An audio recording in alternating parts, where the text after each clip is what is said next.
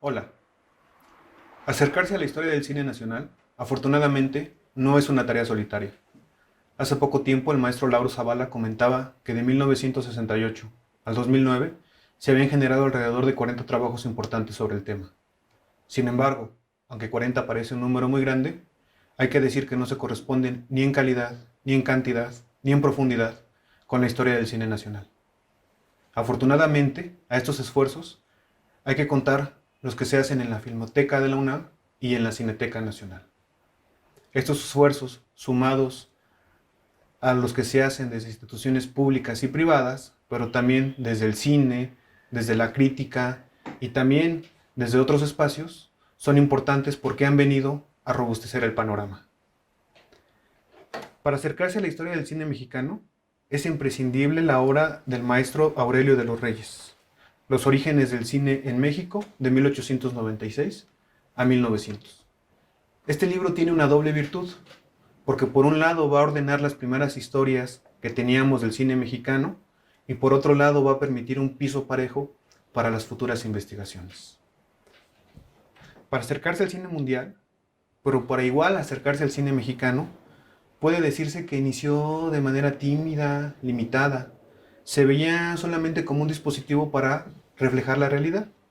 Es decir, era una máquina que lograba lo que pintores, escultores y todos los artistas habían buscado: retratar la realidad tal como era. En ese sentido, hay que decir que el cine inició más emparentado al microscopio que a las bellas artes. La historia del cine es la historia de todos los inventos modernos: el avión, la fotografía y por supuesto la electricidad.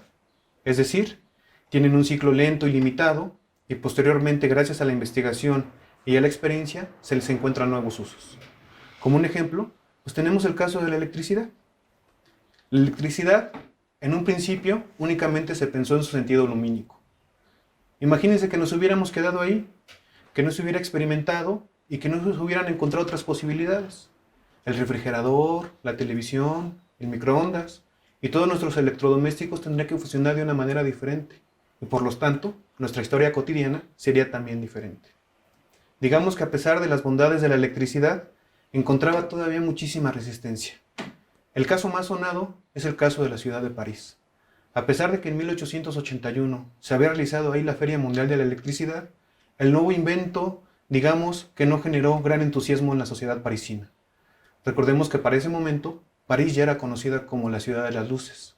Y era conocida así porque el negocio del alumbrado público estaba en manos de extranjeros, pero también de algunos locales que veían en el nuevo invento pues un rival comercial.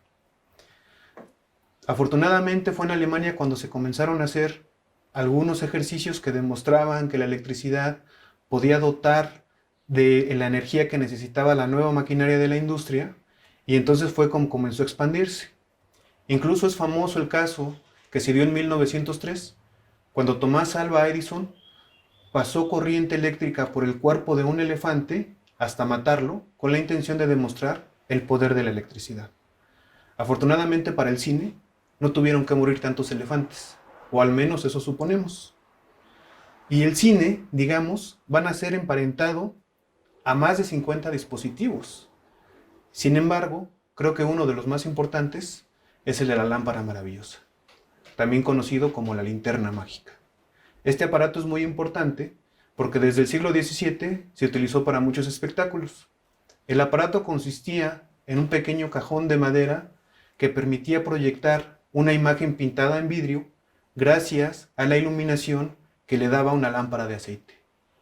Este aparato era muy interesante porque a partir de la imagen generaba también humo que era utilizado para los espectáculos donde se montaban. Y digamos que era tan polifacético que podía ser utilizado desde para enseñar la Biblia hasta para presentar cosas un poco más subidas de tono, como eran los espectáculos para hombres solos que se presentaban a principios del siglo XIX. Esta máquina va a generar un espectáculo conocido como las fantasmagorías, y este es muy importante. Un libro que nos habla sobre el tema es este libro de Max Milner, Las fantasmagorías. Este libro hace un recorrido por todos los aparatos ópticos que se inventaron antes del aparato y nos habla cómo la psique del espectador cambió y se preparó para las futuras funciones del cinematógrafo.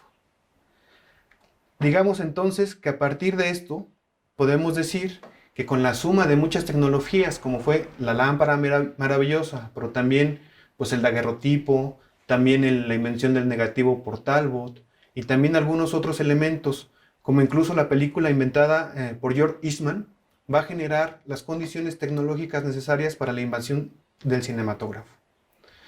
Digamos que el cine mexicano nace hermanado del cine mundial, es decir, en un principio no hay una diferencia entre la forma y el fondo. Tanto el cine francés, inglés, japonés e incluso el mexicano respondían en un primer momento a la misma especificidad, es decir, la imagen en movimiento era su principal identidad. Será en un segundo momento cuando esta generalidad se rompa y comience entonces sí lo que se podría llamar las corrientes particulares del cine. Digamos entonces que el cine silente puede dividirse en tres partes. La primera, que va a involucrar a los hermanos Lumière y por supuesto a su competidor, que era Tomás Alva Edison. La segunda parte, que tiene que ver con la aparición de Méliès, Pathé, Smith y muchos otros. Y por supuesto una tercera parte, que sumada con las guerras mundiales va a generar unas vanguardias artísticas que se van a incrustar en el cine y que van a permitir que para más o menos los primeros años del siglo XX se generen teorías como la teoría rusa del montaje. Todo esto va a englobar lo que nosotros conocemos como la primera historia del cine o el famoso cine silente. En esta primera parte, el llamado cine de vistas es donde nace el cine hecho en México y también el cine mexicano, que como dijo Buñuel, a veces es lo mismo y a veces no. En esta primera parte del cine de vistas, digamos que va a encargarse de mostrar la realidad. Vamos a tener ciudades como Londres, México, Rusia, filmadas por estos primeros precursores. Digamos que dentro del cine hay dos visiones, pero solo dos inventos que los van a preceder. El primero es el caso de Tomás Alva Edison. Tomás Alva Edison va a generar un aparato que se conoce como el kinetoscopio. Este aparato era básicamente un mueble donde ustedes se asomaban para poder ver la película. Es decir, era un mueble que brindaba una experiencia individual.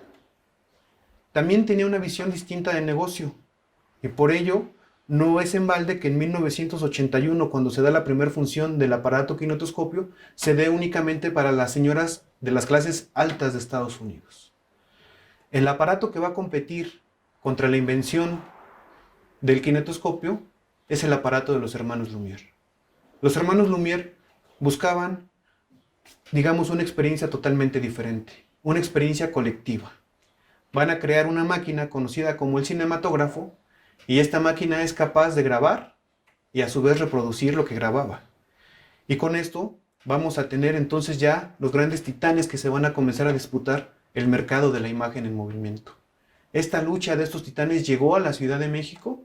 Tenemos registros de que existieron funciones del kinetoscopio de Edison, pero también sabemos que los hermanos Lumière van a triunfar sobre el invento de Edison y van a crear una gran compañía que va a tener representantes por todo el mundo.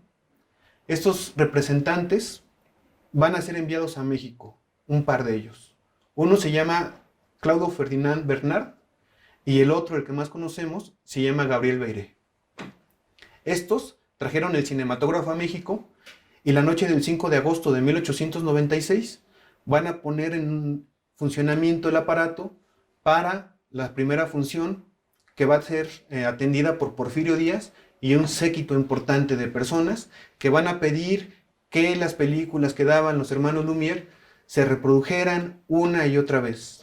Todas estas películas, tanto de Tomás Alva Edison como de los hermanos Lumière, pueden encontrarse en cualquier repositorio digital.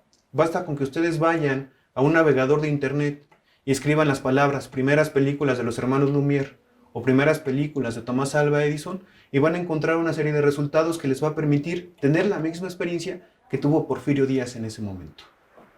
Digamos que tanto el kinetoscopio como el cinematógrafo tuvieron como resultado o como telón de fondo el porfiriato en México. Y esto es muy importante porque va a ser Porfirio Díaz nuestro primer gran estrella, es decir, la primera gran figura pública que va a ser seguida por las cámaras de los hermanos Méliès para poder ser retratado en su cotidianidad. Estos señores también, hay que decirlo, dieron paso a que se generara una industria nacional. Nuestros primeros grandes cineastas va a ser, por supuesto, el ingeniero Salvador Toscano Barragán, que nació en 1872 y va a morir en 1947. Él es de Jalisco y sabemos que desde 1897 está teniendo exhibiciones en la Ciudad de México. Sabemos también que para 1901 va a regresar de un viaje que hizo a Estados Unidos y va a traer películas de los hermanos Méliès, pero también va a traer películas estadounidenses. Estas películas son muy importantes porque son del tiempo antes de Hollywood, cuando el cine se hacía en Nueva York y en Chicago. Y son un registro importante de la vida tanto de Estados Unidos como de la vida que se va a dar en México al ser exhibidas estas películas. También hay que decir que para 1950 su hija Carmen Toscano va a recobrar todos los pies que el ingeniero filmó y los va a presentar en un documental. Este documental se llama Memorias de un Mexicano y es muy interesante porque son todas las piezas que grabó el ingeniero Toscano, pero son intervenidas con diálogos y con audio que su propia hija Carmen va a incorporar, trayendo a nosotros todos aquellos pies que nos van a regresar a la época porfirista. Es un documento histórico importantísimo para nosotros. Otro de los grandes cineastas va a ser Enrique Rosas Aragón. Él nació en 1875 y va a morir en 1920. Él era fotógrafo y sabemos que desde 1903 está haciendo películas.